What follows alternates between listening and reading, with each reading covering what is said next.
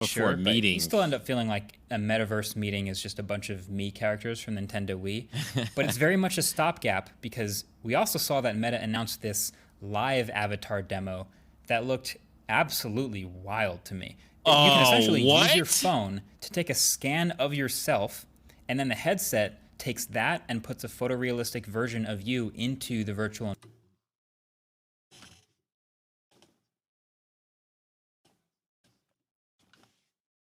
environment, complete with that face tracking and eye tracking and everything that we talked about before. That is super next level. So you can imagine now, instead of just a Zoom call with coworkers, That's amazing. That looks amazing. That looks. That's crazy. That's crazy. I was like, If you go back here, right?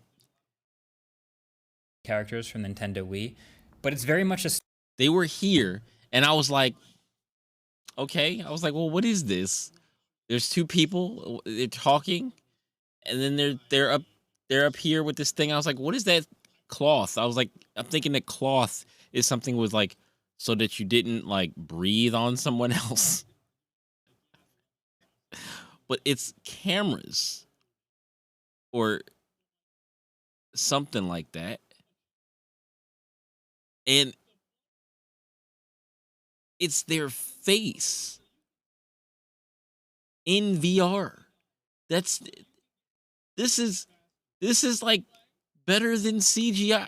Like you're using your phone to create a CGI version of yourself so that when you talk to people, you can see their real face talking in VR. What?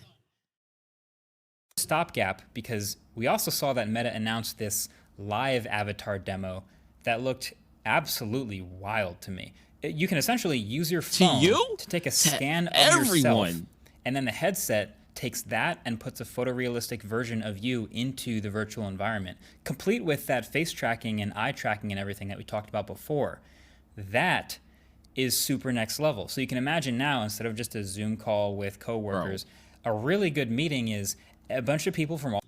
They have no excuse anymore for having like bad looking CGI faces because I couldn't even tell the difference. I couldn't even tell that that was not the person's head because it's their face, but I couldn't tell that it wasn't real until he said something about like it being a stopgap or whatever. And I was looking at it like, hold on, that's VR? All over the world, all in one room, with all the advantages of the eye contact and relative audio positioning and being able to like lean over to the person next to you and say something really quietly just to them.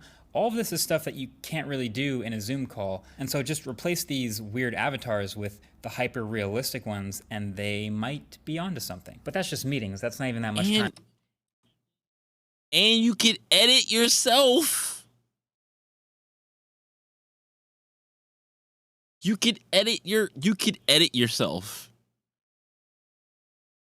This is crazy for creative player. Imagine being able to make a creative player in a game with this.